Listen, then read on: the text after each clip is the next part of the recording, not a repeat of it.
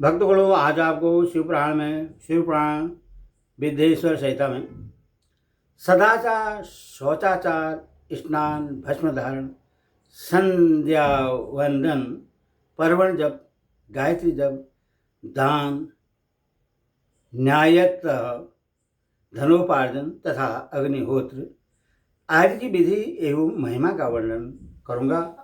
आप इसको ध्यान से सुनें और इस चैनल को लाइक एंड सब्सक्राइब जरूर करें। भगवान शिव आपके परिवार का कल्याण करेंगे। सुनिए ऋषि ने कहा, सूत जी, अब आप शीघ्र ही हमें वह सदाचार सुनाइए जिससे विद्वान पुरुष पूर्ण लोगों पर विजय पाता है। स्वर्ग प्रदान करने वाले धर्ममय आचार तथा नरक का कष्ट देने वाले अधर्ममय आचारों का भी वर्णन कीजिए। सूत जी बोले, सदाचार का पालन करने वाला विद्वान ब्राह्मण ही वास्तव में ब्राह्मण नाम धारण करने का अधिकारी है। जो केवल वेदोक्त आचरण का पालन करने वाला एवं वेद का अभ्यासी है, उस ब्राह्मण की विप्र संख्या होती है। सदाचार, वेदाचार तथा विद्या, इनमें से एक एक गुण से भी युक्त होने पर उससे द्विज कहते हैं। जिसमें स्वल्प मात्रा में ही आचार का पालन देखा जाता है, जिसने वेदाध्ययन भी बहुत कम किया है तथा जो राजा का सेवक, पुरोहित, मंत्री आदि है, उसे क्षेत्रीय ब्राह्मण कहते हैं।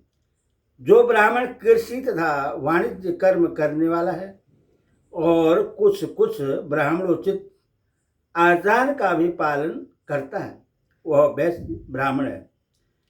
तथा जो स्वयं ही खेत जोतता, हल चलाता है, उसे शूद्र ब्राह्मण कहा गया है। जो दूसरे के दोष देखने वाला और परद्रोही है, उसे चंडाल द्विज कहते हैं। इसी तरह क्षेत्रियों में भी जो पृथ्वी का पालन करता है, वह राजा है। दूसरे लोग राजतत्वहीन क्षेत्रीय माने गए हैं। वैश्यों में भी जो धान्य आदि वस्तुओं का क्रय विक्रय करता है, वह वैश्य कहलाता है। दूसरों को वणिक कहते हैं। जो ब्राह्मणों, क्षेत्रियों तथा वैश्यों की सेवा में लगा रहता है, वही वास्तव में शूद्र कहलाता है। जो शूद्र हल जोतने का काम करता है, उससे विलक्षण समझना चाहिए। सेवा, शिल्प और करण से भिन्न वृत्ति का आश्रय लेने वाले शूद्र दस्यु कहलाते हैं। इन सभी वर्णों के मनुष्य को चाहिए कि वे ब्रह्म मुहूर्त में उठकर पूर्वाभिमुख हो सबसे पहले देवताओं का, फिर धर्म का, अर्थ का, उसकी प्राप्ति के लिए उठाए जाने वाले कलेशों का तथा आय और व्यय का भी चिंतन करें। रात के पिछले पहर को उस काल जानना चाहिए। उस अंतिम पहर का जो आधा या मध्य भाग है, उसे संधि कहते हैं।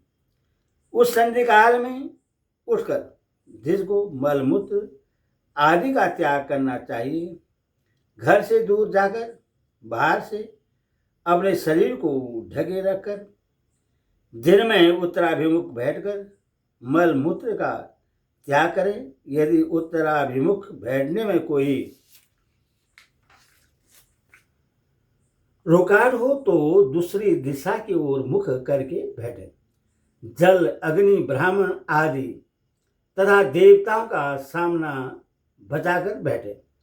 मल त्याग करके उठने पर फिर उस मल को न देखें। तदंतर जलाशय से बाहर निकाले हुए जल से ही गुदा की शुद्धि करें अथवा देवताओं, पितरों तथा ऋषियों के तीर्थों में उतरे बिना ही प्राप्त हुए जल से शुद्धि करनी चाहिए।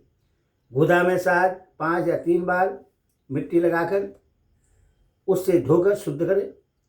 लेके में ककोड़े के फल के बराबर मिट्टी लेकर लगाएं और उसे धो दें, परंतु गुदा में लगाने के लिए एक पसर मिट्टी की आवश्यकता होती है।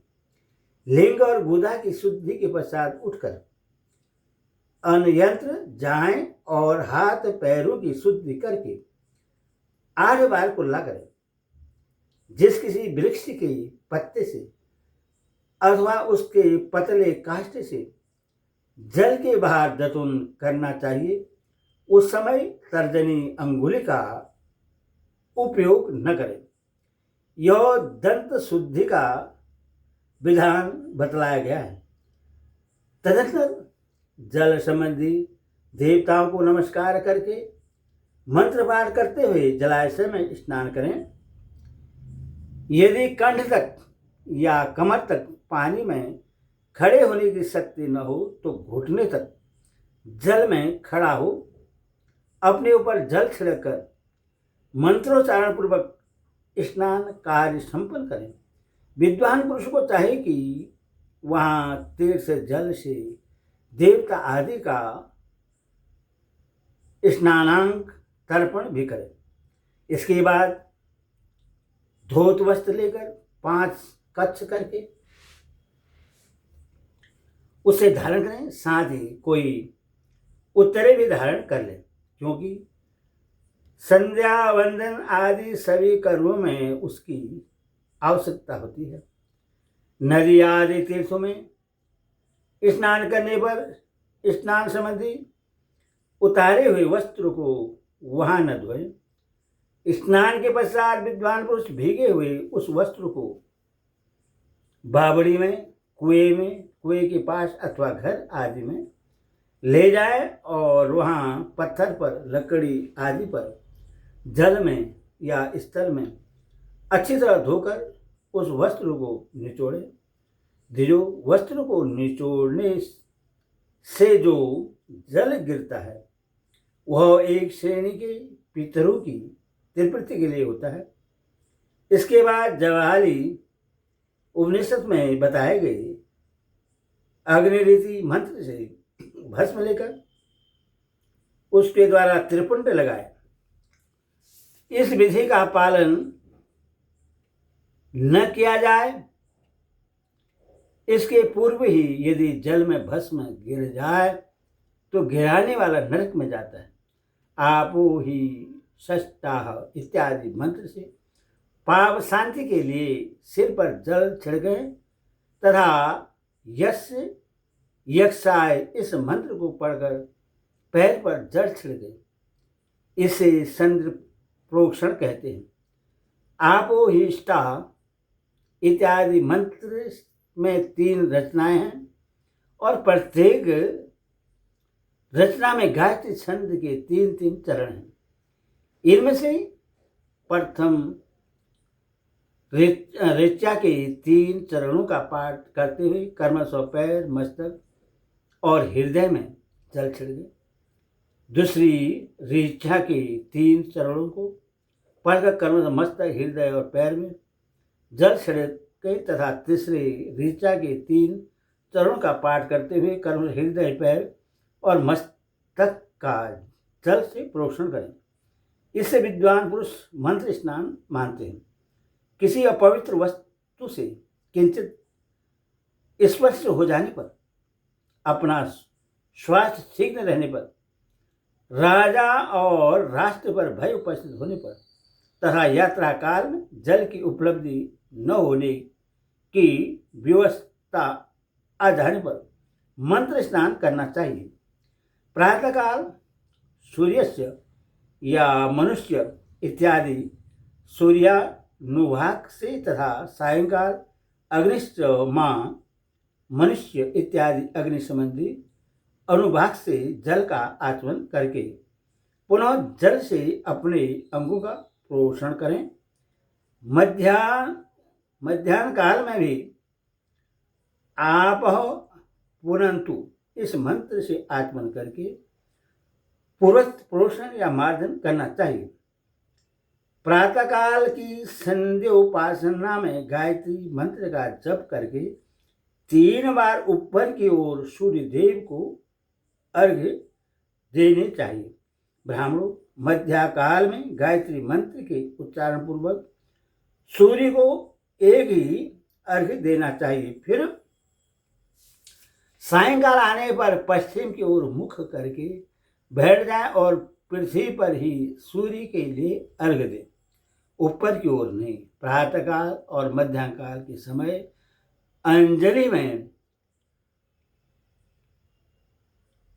अर्घ्य जल लेकर अंगुलियों की ओर से सूर्यदेव के लिए अर्घ्य दें। फिर अंगुलियों के छिद्र से ढलते हुए सूर्य को देखें तथा उनके लिए स्वस्थ प्रदक्षिणा करके शुद्ध आचमन करें। सायंकाल में सूर्यास्त से 2 घड़ी पहले की हुई संध्या निष्फल होती है, क्योंकि वह सायं संध्या का समय नहीं है। ठीक समय पर संध्या करनी चाहिए, ऐसी शास्त्र की आज्ञा है। यदि संध्योपासना किए बिना दिन बीत जाए तो प्रत्येक समय के लिए कर्मशः प्रायश्चित करना चाहिए। यदि एक दिन बीते तो प्रत्येक बीते हुए सायंकाल के लिए नित्य नियम के अतिरिक्त 100 गायत्री मंत्र का अधिक जप करें। यदि नित्य कर्म के लुप्त हुए 10 दिन से अधिक बीत जाए तो उसके प्रायश्चित रूप में 1,00,000 गायत्री का जप करना चाहिए। यदि 1 मास तक नित्य कर्म छूट जाए तो पुनः अपना उपनयन संस्कार कराएं। हरि ओम तत्सत्। हरि ओम।